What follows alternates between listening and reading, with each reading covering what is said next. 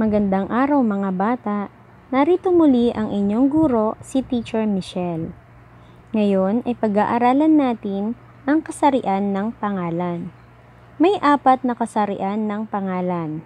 Una, panlalaki. Ito ang pangalan para sa mga lalaki. Halimbawa, tatay, pari, tindero, kuya, tiyo. Ikalawang kasarian ng pangalan, pambabae. Ito ay pangalan para sa mga babae.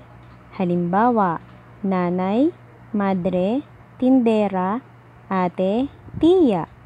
Ikatlong kasarian ng pangalan, ditiyak. Ito ay pangalang di matukoy kung babae o lalaki. Halimbawa, magulang, pinsan, guro, pamangkin, pulis, kaklase at kaibigan. Ika-4 na kasarian ng pangalan. Ito ay ang walang kasarian. Pangalang tumutukoy sa mga bagay na walang kasarian. Halimbawa, aklat, upuan, lamesa, pagkain. Tukuyin ang kasarian ng pangalan. Sabihin kung ito ay pambabae, panlalaki, ditiyak ang kasarian at walang kasarian. Unang salita, kapatid. Ito ay ditiyak. Maaaring babae o lalaki kapag sinabing kapatid, kaya ditiyak ang kanyang sagot. Ale. Ang ale ay pambabae. Sumunod na salita, ninong. Panlalaki. Sumunod na salita, bisikleta. Ito ay walang kasarian. Prinsipe. Ang prinsipe ay panlalaki. At ang huli, kapitbahay. Ang kapitbahay ay ditiyak. Isulat sa patlang ang kasarian ng pangalan. Gamitin ang mga sumusunod na letra. PB kung pambabae, PL kung panlalaki, DT kung ditiyak ang kasarian, at WK kung walang kasarian. Una, ang pinsan ko ay ang batang nakasuot ng pulang damit. Ano ang kasarian ng may salungguhit na salitang pinsan? Ito ay DT, ditiyak. Ikalawa, lapitan mo ang madre na nasa altar. Ano ang kasarian ng madre?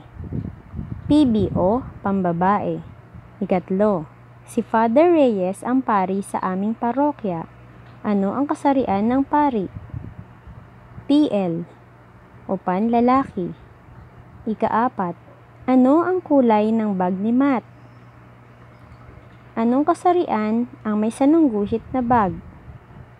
WK o walang kasarian. Ika-5, agad sumunod sa utos ng guro si Jana. Ang may salungguhit ay Jana. Ano ang kasarian nito? PB o pambabae. Ngayon, ating bilugan ang kasarian ng pangalan na hinihingi ayon sa nakasulat sa panaklong. Unang bilang, pambabae. May pinadalang pasalubong ang nanay ko galing probinsya.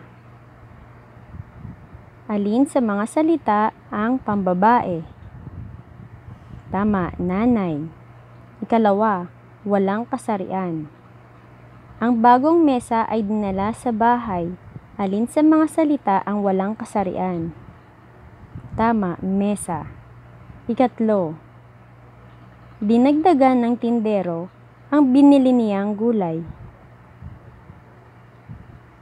Alin sa mga salita ang may kasariang panlalaki? Tindero. Ika-4, ditiyak. Nagpakilala ang bago naming kaklase. Alin sa mga salita ang ditiyak? Kaklase. Ika-5, ditiyak. Maraming panauhin ang dumalo sa kanyang karawan. Alin sa mga salita ang may kasariang ditiyak? Panauhin. Laging tatandaan, na ang pambabae, panlalaki, di tiyak at walang kasarian ay tinatawag na kasarian ng pangalan. Nawa ay marami kayong natutunan sa araw na ito. Maraming salamat sa inyong pakikinig.